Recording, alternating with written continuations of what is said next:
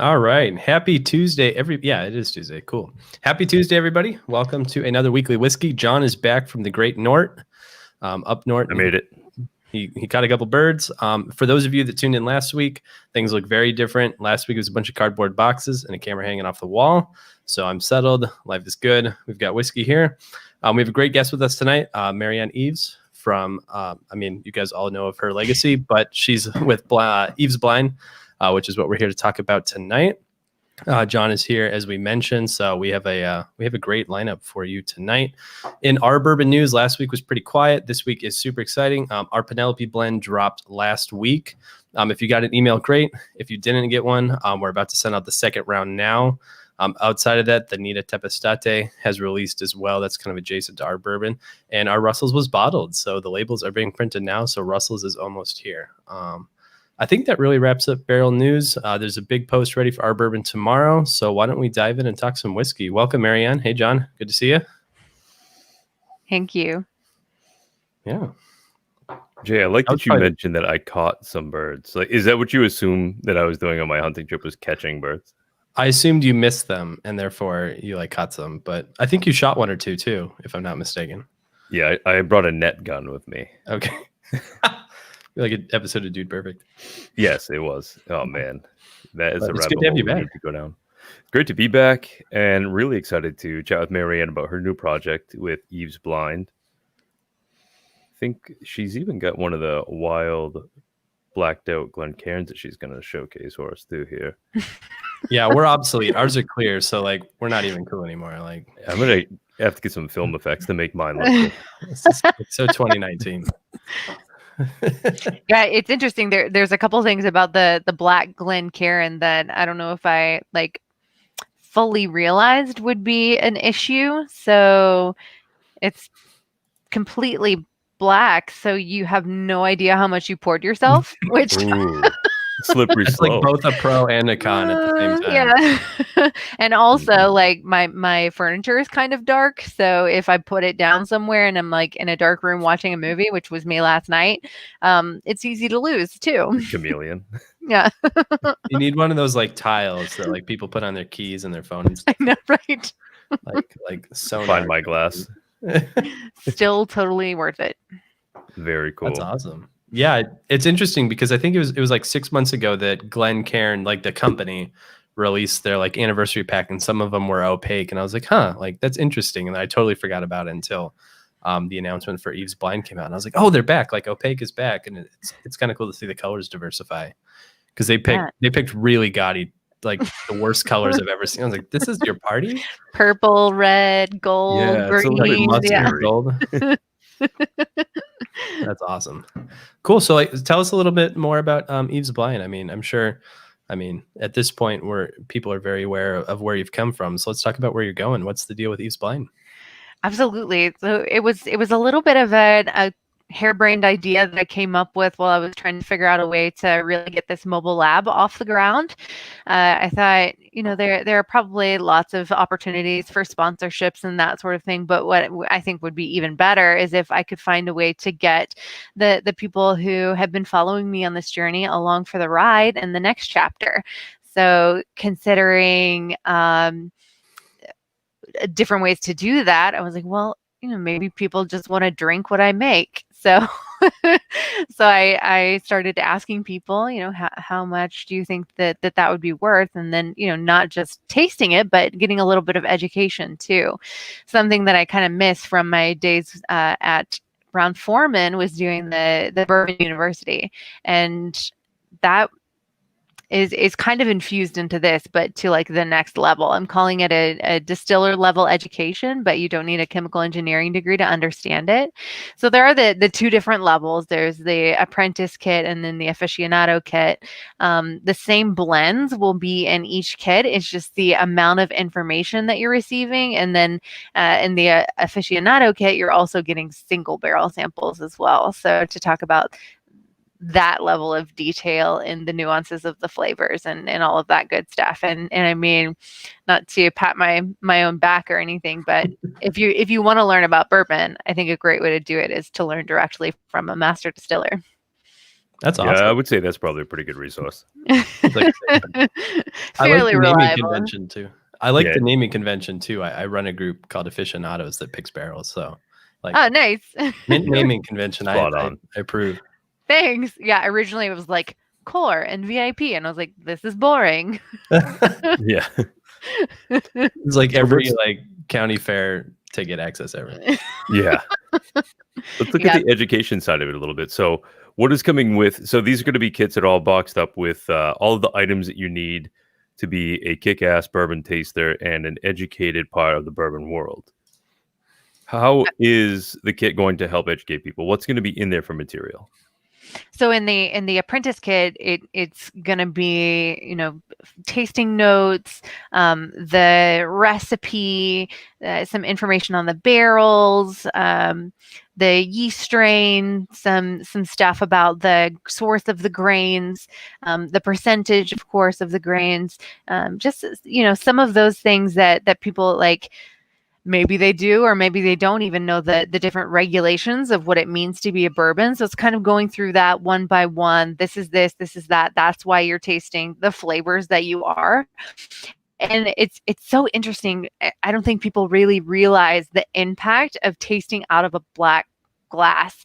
It's almost like it's like almost like closing your eyes. That's the way that it feels, because you can't experience the viscosity or the color when you're swirling it around. So you have to actually pay attention to your palate, and then having that additional information to like tie it together. You're like, oh, this kind of dryness that makes me feel like my teeth are like rubbery, that has to do with the tannins and the oak, and this is the recipe for the barrel, and this is kind of where they came from, and all of those things. The aficionado kit is like that plus. So if the apprentice is like the 201 course, the aficionado is like the 501 course.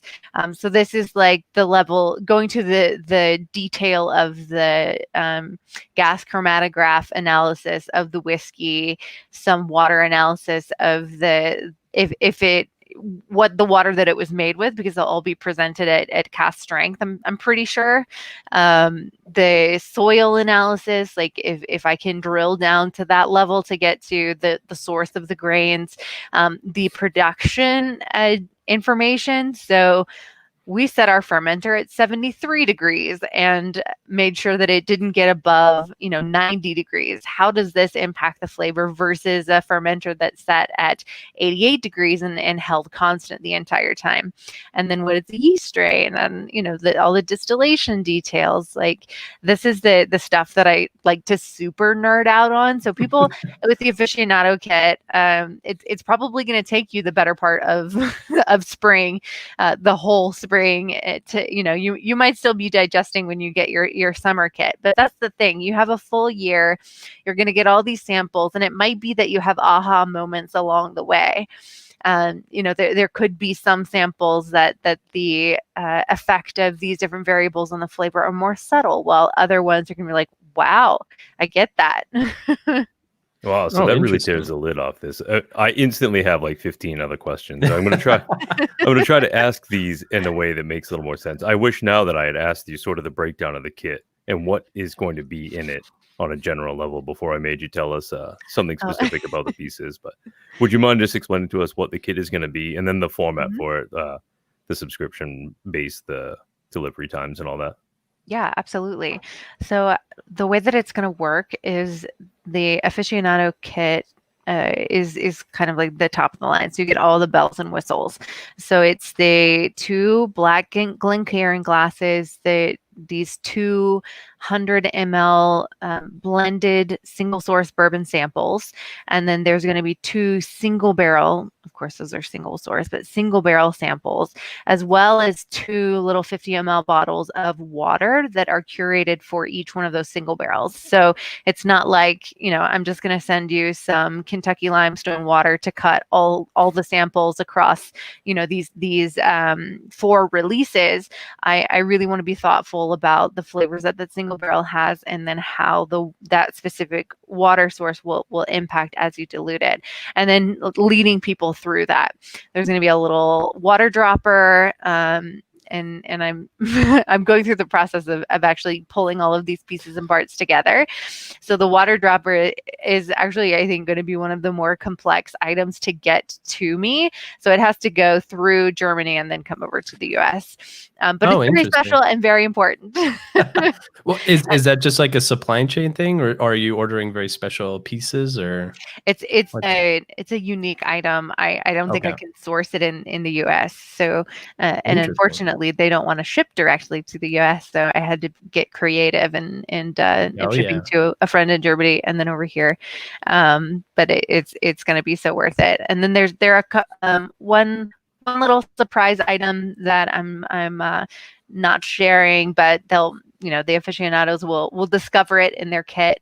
And then of course all of the educational stuff, and there'll be part of it that lives online, but most of it will actually come printed with the kit. The apprentice kit is just the Glencairn glasses and the 100 ml blends with the educational materials that we talked about before. Very Nice. cool.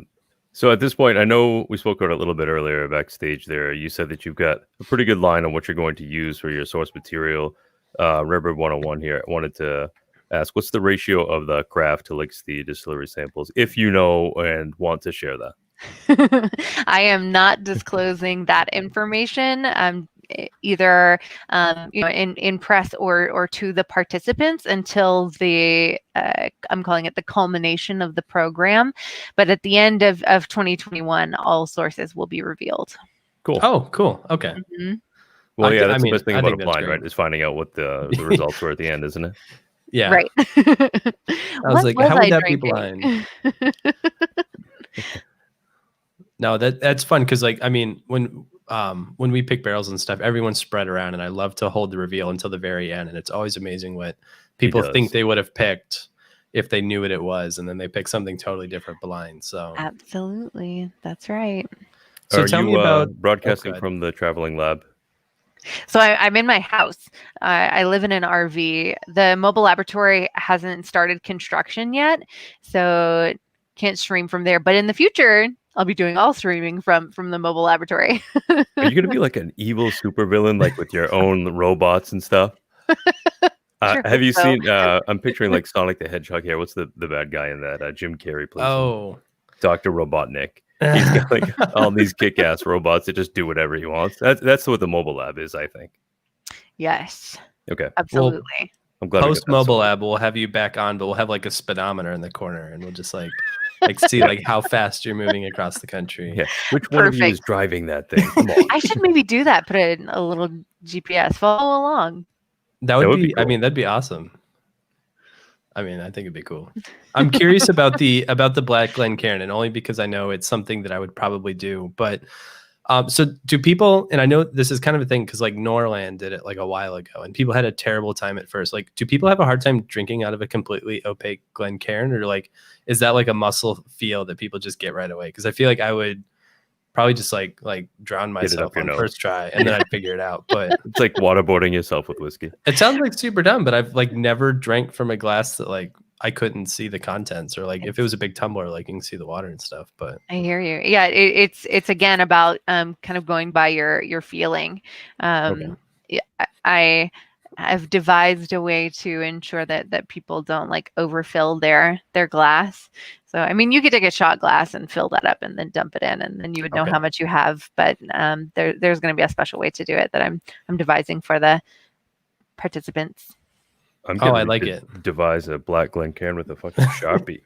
I'm gonna paint this thing up. I feel so bad for not having one of those right now. Okay, you got to be careful with the Sharpie though, because those things stink.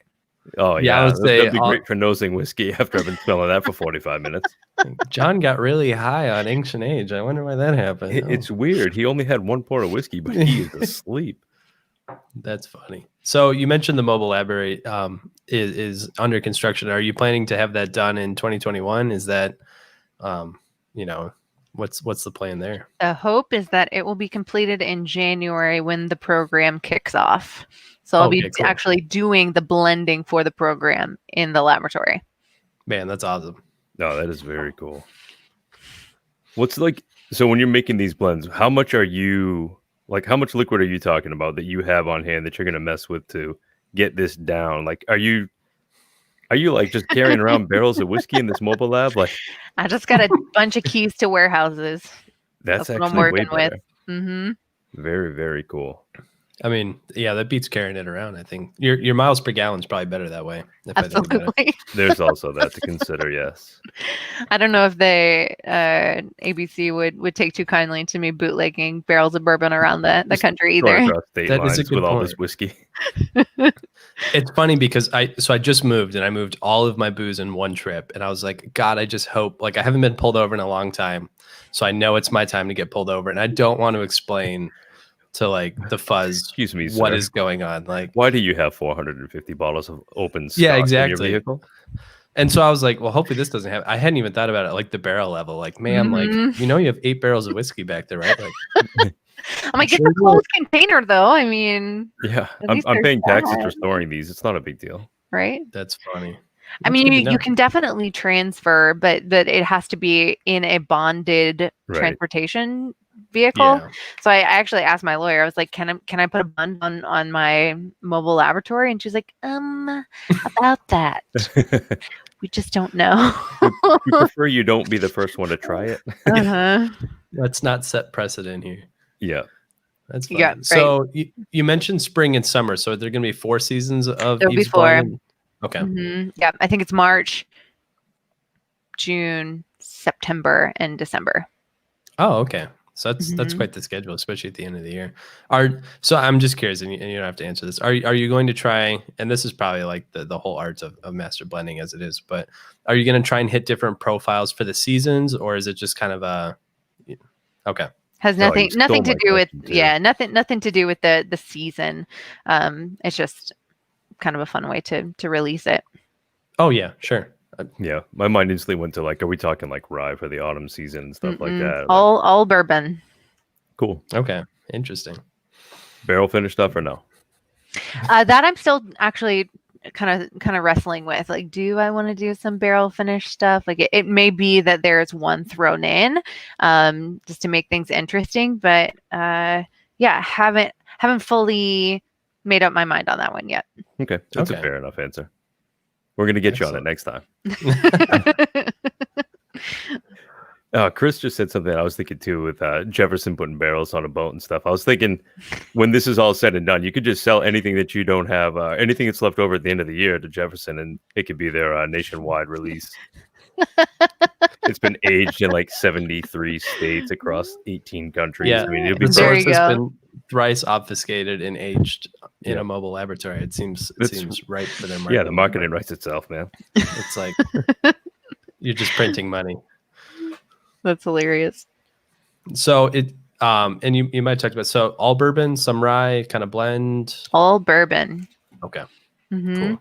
Initially, when I first started thinking about taking the mobile laboratory around and doing some innovative creative things, I was like, man, I could just make whatever I want to make. I could make like a roasted strawberry rum and put that in there and see what people think about it. But the more I started like going down this road and talking to people, they were like, no, you're the bourbon master distiller though. And I was like, well, yeah, that's true. So I think, this year it's going to be bourbon, kind of, what people are expecting, so I can showcase my talent and knowledge. But I think there's definitely an opportunity for it to grow into, maybe there's an Eaves Blind rum, or maybe there's an Eaves Blind gin. Like, I don't know.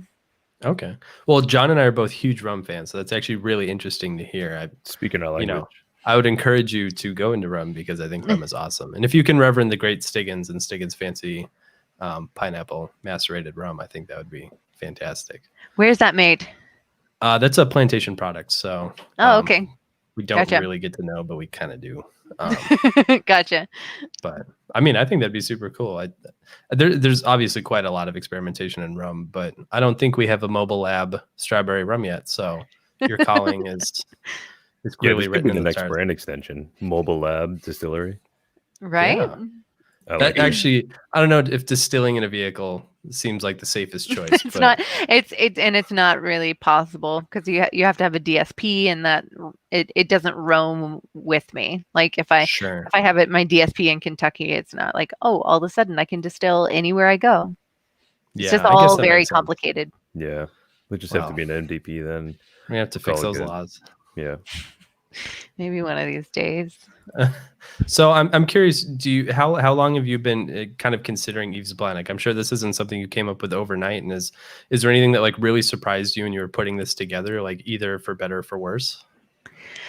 I don't know. There's some like back end complicated things that I don't know that I fully realized would be an issue, such as sending some of the glassware to another country before it comes to the US.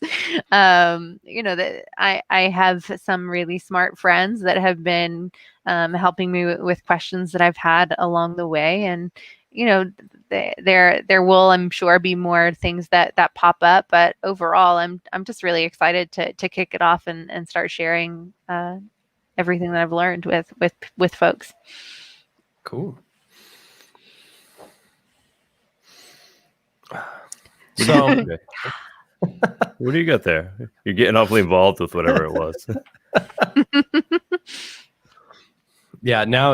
We clearly missed the boat on the Black Glencairn. I think that I'm serious. If I had the means to make this one black right now, things would be happening. So is 2021 going to come with like a matte finish? Is that like the next step of like the Adorn Glencairn? Like, because that's pretty glossy, right? So I think it's matte finish glossy, makes. Yeah.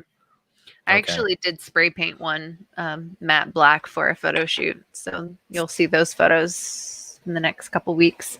Oh, cool.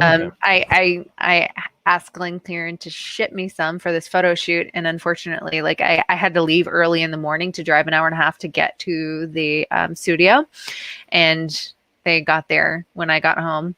The guy was like, "Oh, it's already done." No.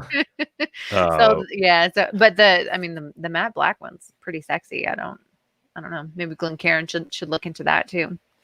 Well, they're doing like cool chocolate ones too, aren't they? I'm pretty sure I saw chocolate ones. Oh yeah, they are. That's our eatables. They're like literally made of chocolate. They're not chocolate brown, like a brown colored one. They're like literally made of chocolate. Yeah. Oh, I missed that announcement. Oh, I see. I should have sent you some of those. But the trouble is, I would have eaten them immediately. John, I'm going to get the wrong idea if you send those to me. Well, maybe you might think it's the wrong idea. Maybe it's not. Am I being wooed by my co-host? I guess I'll never know. You might know.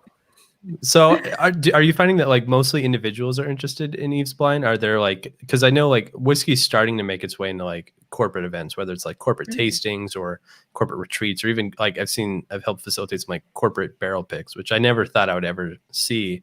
Are you finding that it's because like, I mean, the whole world has gone to Zoom culture too. So are you finding that like companies are into doing this whole like bourbon education and tasting, or is it mostly individuals that are either enthusiasts or would like to kind of further their education?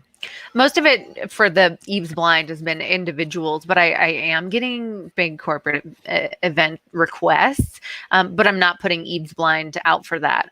I'm actually in the process of creating a separate kit just for these virtual tasting events. So it's like a one-time thing that ships out to them. It's probably going to be product that's readily available on the market, not something quite so curated. Yeah, okay, interesting. I've been trying to convince my work, like, hey, like this would be a great idea, and they're like, you can't do that. Like, that's not going to help us write better software. It brings us together as a team. And they're like, we can drink together in the parking lot. And I'm like, well, that is fair, but I tried. I'd like had to give it a shot at the very least. Like, you keep doing what you've been doing. So I'm curious about like, man, I have a lot of questions that are going to get complicated. So I want to try to make them. I want to word them in a way that's easy. First, I mean, like, what excites you the most about doing the blind thing? Like, what was like sort of something in your mind where you're just like, you know what, I'm going to just pack up a bunch of whiskey, not tell anybody what the hell it is, and then they're going to like it. The most exciting part about blind is the secret that nobody will know until the end of 2021. That is exactly the answer I wanted to hear. So end of He's a man of 2021. Okay. mystery. Yeah, there's so I kind of teased it out a little bit, but blind is definitely referring to a blind tasting, which I think is a pretty common thing that people are aware of. The black Glencairn, the opaque bottles, so you can't see the product, you don't know where the product is made, and it's also in reference to kind of a larger bourbon industry secret that I'm kind of I don't know the right way to say it, but I'm excited to give people a similar awakening that I've had in the industry. Oh, that seems fair. That sounds awesome.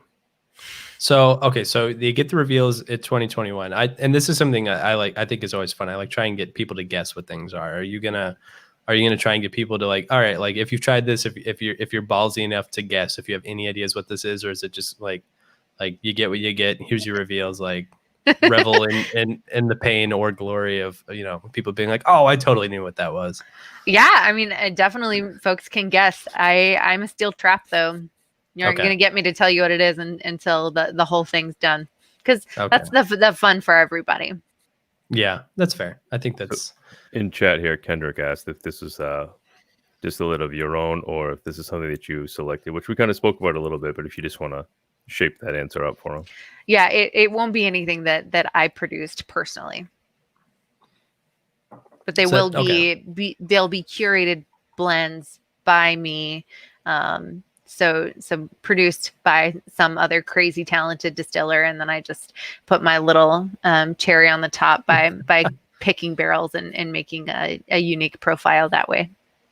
I think that's pretty cool. And I mean, so I think this is actually a pretty natural segue of something I've been curious. So Sweeten's Cove came out earlier this year, which was, I think, at least very well received.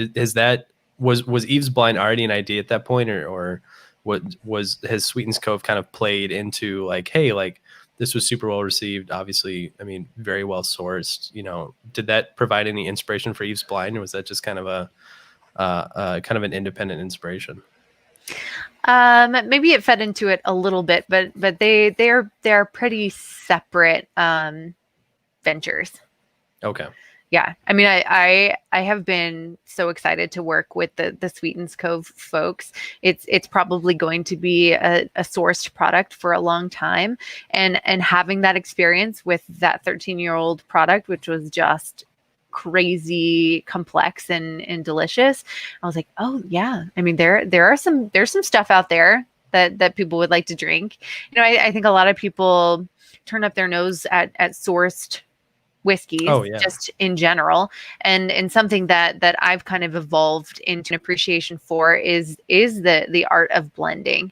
While I was with Brown-Forman, they produced every drop, or at least they did at that time, every drop of what went into their bottles. So I had access to hundreds of thousands of barrels that were aging just for them. So doing blends within that stock didn't feel quite the same as it does as taking barrels that somebody else has produced and creating unique blends from that. It gives me a whole lot more appreciation for what Scotch and Irish and Japanese and Canadian master blenders do to create their unique expressions from a lot of times the same sources.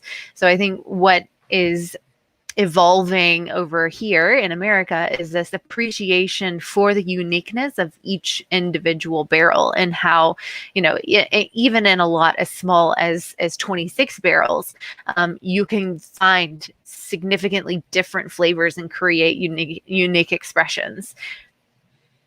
Oh, interesting. And so you actually raise a really great point. A lot of times people ask me like, what master distiller would you like to meet the most? And I'm like, I think it'd be really cool to meet a lot of master distillers, but there's no one I would like to hang out with more than the master blenders at Johnnie Walker, because they've been making Johnnie Walker taste like Johnnie Walker for like a really fucking long time. And I can't imagine how hard that is. Like the grain is changing, terroir is changing, production processes are changing, and Johnnie Walker still tastes like Johnnie Walker. So that highlights a great point too. Like, blending is often, I think everyone always assumes that blending is the least common denominator. Like we're blending out flaws to get a passable product, as opposed to people are blending products to give you the best possible product or to meet a certain portfolio, which is cool to hear firsthand, because you know, I've been over here just being like Johnny Walker, and people are like, shut up, you know, single barrels.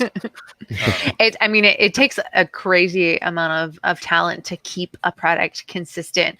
But it was interesting when these guys from Sweetens Cove were like, here's 100 barrels, do whatever you want to. I was like, oh my God, I could take like a year with these barrels and still be coming up with different iterations. So it's almost, you know, even more intense to have that much free reign to create something. So, you know, I took my time. I made the best batches that I thought I could. You know, had they been like, all right, we want to create 5 consistent batches out of these 100 barrels, that would have taken much less time. Interesting. Yeah, I kind of wondered about that, how big your pile was, because I mean, even 100 barrels, I'd probably just be so completely overwhelmed. Like, you know, like I could do anything, and people are like, yeah, do anything. You're like, oh, you know, doing anything is almost too open ended. So it's cool to hear that perspective. And even 1,000 barrels or 10,000 barrels, like that just seems staggering to me. Like, yeah, that's blending's hard work. Yeah, 10,000 barrels. When we met ours, Penelope, and it was just like. We have like 9 ideas that stuck, and one of them that we all think is good. So let's just go with that one. That was fun, yeah. 3 barrels was tough. Yeah, isn't it interesting? The whole blending thing. Have you noticed too, like, and just from blending, and I don't know if this is trade secret or not, so feel free to like shush me. But you know, have you found that, you know, older barrels and younger barrels complement well? Like, especially when you're doing this, I imagine that age, which is one of the first things that are blinded out, I think for the better in most of these cases. Like, people are always like, give me the oldest barrel. I'm like, well, you know, a younger barrel actually tastes better. Are you finding that like you do a lot of like blending barrels of similar ages for a lot of this stuff, or are you blending very old barrels with very young barrels? Because we had actually some of the Barrel Craft Spirits guys on, and they were mixing crazy old barrels with like sort of young barrels and like trying to like really hit some different profiles. I thought was interesting, and I'd be interested for your take on that as well. Totally. You know, even just recently, I was playing around with some samples that I received, not for this program, but all of it was under 4 years old, and I found that it actually really benefited from some of the 1.5 year stuff. So it just depends on the quality of what you've got. Not everything just tastes like, you know, White Dog. It has some interesting flavor, some sweetness, an interesting mouthfeel to contribute. All of that adds up to what you experience. Okay, interesting. Yeah, I'm always curious because, like, I mean, I'm in Wisconsin, so either I have to buy, you know, stuff that's made outside of Wisconsin, or it's young Wisconsin. So, you know, Wisconsin's climate isn't known as being the best for barrels. Like, we get some temperature, but yeah, I mean, and we have some young stuff too that I think is good, that could add a lot of contrast and texture to blends. But totally, I don't get to sit around in barrel warehouses too often. So we had a question coming through the chat here, Marianne. If you could compare and contrast the way that you distilled whiskey versus gin when you were with C&K. Sure. So it's interesting, you know, it sounds like this person is familiar with the gin there. So it's actually produced from the rye whiskey new distillate. So it's a very different distillation process. It shared at the time, it shared some of the same equipment. I'm not sure if they've actually separated those processes just yet, but essentially I'd run it through the column still and then through the doubler, and that's the rye whiskey new distillate. And some of that could go into a barrel and some of it would be saved. I'd actually dilute it to go back into the pot still, which is the doubler for the whiskey system, that then feeds into another column still. So that runs through first at 190 proof as, you know, vodka quality, and then it goes back in that same pot still, diluted again a third time to distill through the botanicals in it. And that's the same process, pot still to column still. And it was a lower distillation proof on that second round. Interesting. So to lead off of that too, Lane is actually a good friend of mine. We love Copper and King's gin, and we have been ever since the first batch.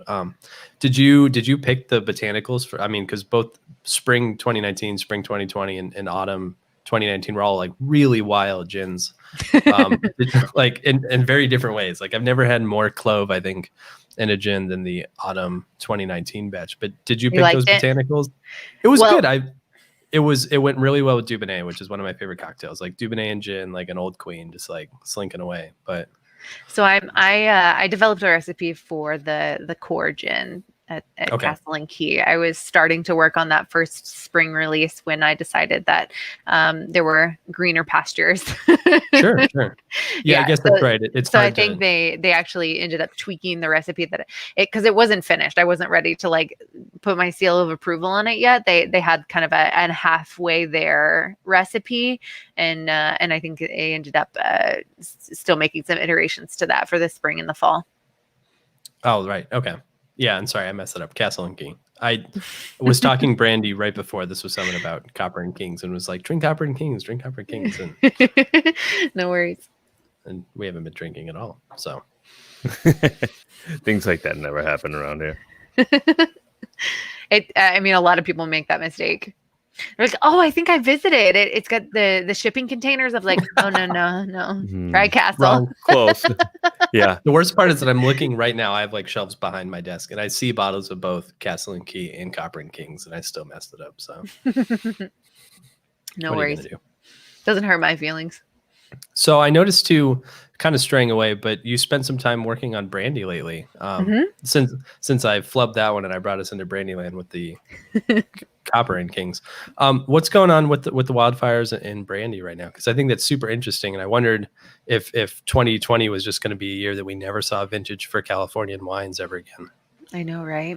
And it could be the case, you know, that people were furiously harvesting. I think maybe they saw some kind of imminent danger. I mean, there were already wildfires and smoke in the area, but then that crazy glass fire broke out and it just exacerbated the whole problem, burned down. I think that like 30 wineries had been affected, maybe more, since I heard that number. The wild thing is, you know, I was down there with Lindsay Hoops, the proprietor, owner, badass boss lady at Hoops Vineyard. She's an incredible visionary, has an exceptional palate, and you know, we got to talking about. I was down there primarily focusing on vermouth exploration this past time, but also did a distillation of some rosé wine into rosé brandy, which is super interesting. Oh, nice. They're actually putting that into some experimental barrels right now. Cool. But I think there's an opportunity here to create a whole new segment in brandy world. You know, like create the mezcal or the scotch of brandy, making California, you know, a world-renowned region for this expression. And she's been using the term Napignac, which I think is kind of cool. I don't hate that. That's Right? awesome. Right? I'm surprised that Holy didn't shit. occur to us. Napignac. Okay. I'll Napignac. buy the domain for that now. Hey, It's funny because we just call everything yak, and like our little icon is actually like a yak, like the wonderful bovine of the hill country. Because we're like, I just call it yak, and like it all fits. So Napignac. Cali yak. Yeah, that'll be really cool. Cali, yeah. That's awesome. Yeah, I'm Caliac. stoked about it. It's amazing how clearly the different characteristics of each varietal come through in distillation. You know, broadly, globally, brandy is typically made with kind of the same grape because it distills very well. It's like thinking about heirloom grains versus, you know, commodity grains, like the unique flavor characteristics that you get when you start looking at different varietals down to like the terroir of where they're coming from. A Cabernet wine tastes like Cabernet grapes after it's been distilled. You can clearly identify a Chardonnay. You know, if you have that palate, you Sure. would know what the varietal was in these different brandies that we've distilled. I was curious about that because I mean, like Cali Pinot is just so big and like juicy and like kind of lush, and I was wondering if that was going to be completely lost at the distillation line or if it was going to come through. Oh, fun. It comes through very clearly, which was super exciting because I didn't know what to expect. Because actually, up to the point this past December when I was there, actually that was the second trip that I made to Hoops. We did some small scale distillations in some little 2-liter glass stills at her kitchen counter at the vineyard, and I was just blown away, like sitting there, tasting the distillate as it's coming off Yeah. as I do. And I was like, wow, these are, some really interesting notes. And I was talking to her about like, there's some, baking spices and some mushroom character and like this earthy note and like cardamom and sage. And she's like, those are some of the exact tasting notes that we use when we're talking about, the cab in the bottle that they sell. So I was like, wow, this is really amazing. And of course there's that smoke coming through because the distillation we can really amplify that. And then there's some other ways with the aging that will try and pull out that smoky characteristic even more. But we're also thinking, there's probably a couple levels of these different products. There's the we're kind of calling it indigenous smoke, like the natural wildfire.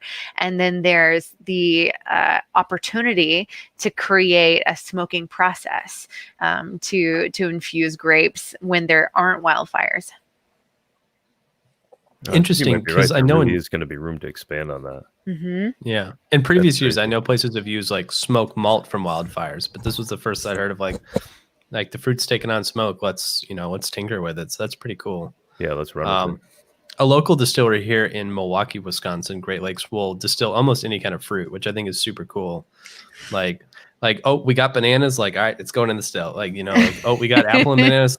That's going to still. Like raspberries, grapes, grappa, strawberry. So it's cool that Napa is obviously a very great climate for fruit. So it's kind of cool to see some of that distilling tinker, because I haven't seen as much of that as I would have hoped. Like there's a lot of new whiskey and there's a lot of new gin and kind of malt whiskey stuff in California, but it's cool to see the brandy expanding.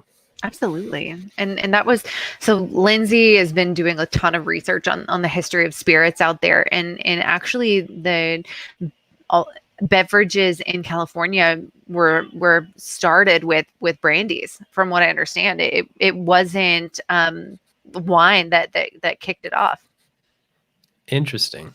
It's funny too, because someone was a good friend of mine. Like Wisconsin is very revered as being like the brandy guzzling capital of the United States, and someone was telling me the story of how it got to be, and I was wondering like, oh, why didn't that happen in other states? So yeah, I'll take it. So, in your honest opinion, smoke brandy, good, bad, going to be interesting, like kind of like interesting, or actually good stuff. It's going to be delicious. I won't put it in a bottle unless it's delicious.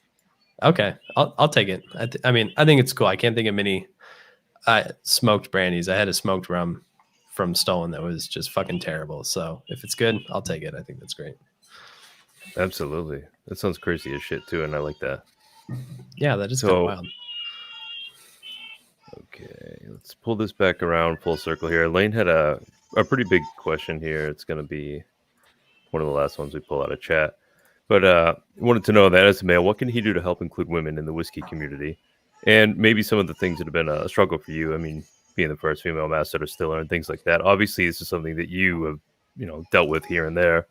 What do you want to bring back around to that? And how could guys in the whiskey community kind of help out? There have been a couple articles recently that I've been involved with talking about that issue, and one is Up Rocks. I was in there with a few incredible women in the industry, and Becky Paskin is one of those. And she raises the issue of sexism and what do I want to say here?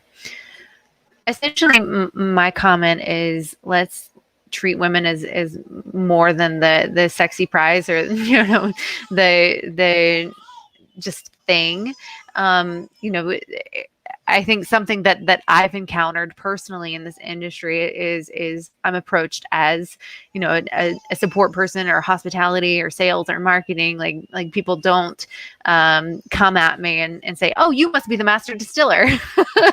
Right. Nobody's ever done that before. So I think it would be beneficial for everybody to check their gut assumption. When you walk into a room and you see an old dude and a young woman, maybe, just think it could be her.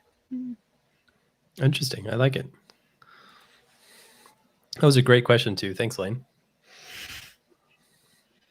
Let's see. I think so. We're coming up at the top of the hour. I don't know. I'm surprised you took most of our questions like right in stride. I was like, oh, I'm sure I got some tough stuff that'll just get like shushed down. But so I mean, and we talked about like the merits of blind too. Like, you know, blind tasting. I always say the blind is best. Clearly, you agree. I think that's awesome. Is there anything that you would, as people, you know, clearly a lot of people have bought into Eaves Blind. Not everyone, especially pandemic, is ready to. Is there anything that you would tell people who are kind of on the fence, or kind of people who are considering, you know, but maybe not sure? You know, do you have any words of wisdom or encouragement for people who are, or maybe are just kind of like, you know, sometimes I talk to people like, I can't taste well enough to do blind, so I'll just let someone else do it. Do you have anything to say to those types of people?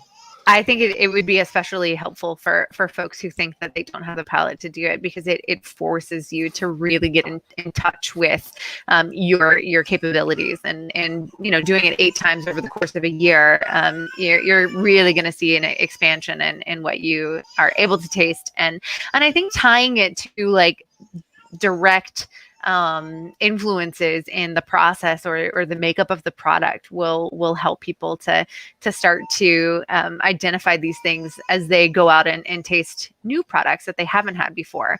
You know, oh, I'm going to ask, you know, these questions, and then I'll start being able to identify, oh, well, it's probably got a fruity note. It's probably got a spicy note. It might be sweeter because of this. I think it would be especially helpful for people who are maybe a little unsure of their abilities. And then for those, I just posted something in the members only Eaves Blind Instagram that said, we make your bourbon connoisseur friend even more insufferable. So those folks who think they already know everything, like, let's go ahead and just teach them a couple things from a master distiller.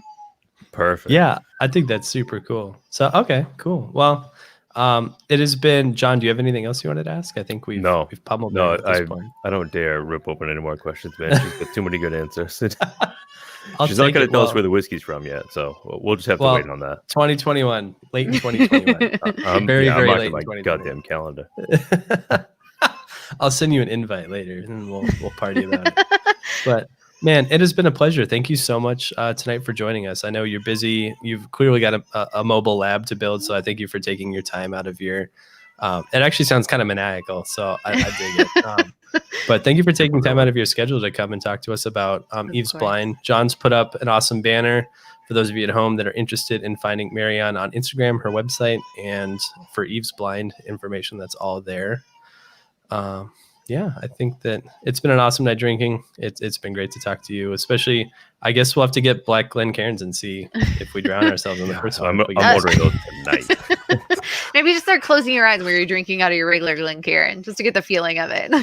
I'll get one of those like those night like sleep masks. There you go. Yeah, see, get creative. It'll be blind on a budget. Because I just bought a house and I'm broke, so it's probably for the better, anyways. But cool. Well, thank you so much for your time, guys. Like we said, you can find Marianne and her links down below. I'm Jay from Take That Review. You can find me in the normal places: Instagram, my website. Big post on Reddit dropping tomorrow about barrels.